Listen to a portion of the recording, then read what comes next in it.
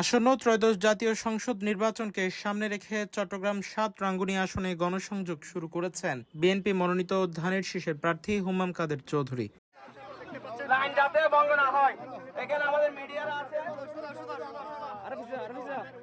শুক্রবার ৩০ জানুয়ারি দিনব্যাপী রাঙ্গুনিয়া উপজেলার শিলক ইউনিয়নের রাজাপাড়া বাজার এলাকায় গণসংযোগ কালে তিনি বলেন, বিএনপি পাড়ায় এসে বিএনপির জন্য ভোট চাইব, এটা হতে পারে না। বিগত সরকারের যিনি এমপি ছিলেন উনি ১ নম্বর ওয়ার্ডকে সার্টিফিকেট দিয়েছে, এটা বিএনপি পাড়া।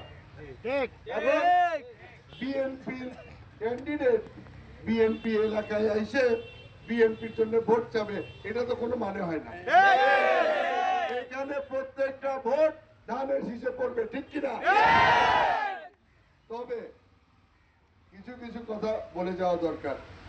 শিলকের উন্নয়ন গত ১৭ বছর ধরে আটকে রাখা হয়েছিল, কারণ শিলকের মানুষ সবাই সালাউদ্দিন কাদের চৌধুরী এবং ধানের শীষকে ভালোবাসে।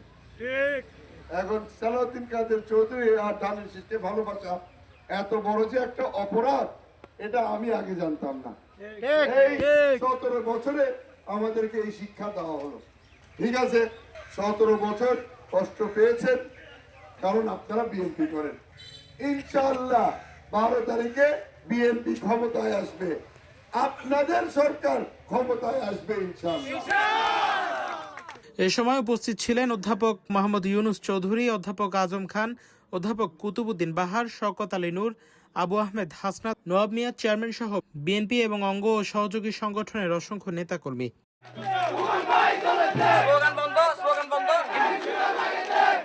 গণসংযোগ শেষে হুমাম কাদের চৌধুরী প্রয়াত আজিজুল হক তালুকদারের কবর জিয়ারত করেন। সরকার তো গঠন করবে বিএনপি, এমপি যদি রাঙ্গুনিয়ার বিএনপি না হয় তাহলে আপনারা বুঝে নেন ইজ্জত কোথায় যাবে।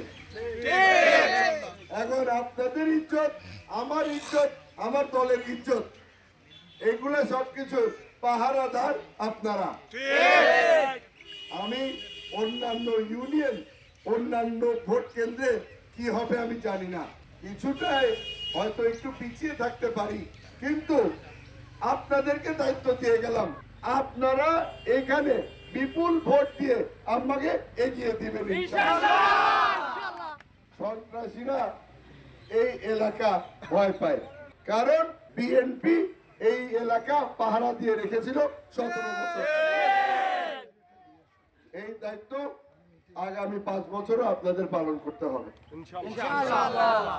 রাঙ্গুনিয়া প্রতিনিধির পাঠানো তথ্যচিত্রে news desk, CTG post, Chittagong.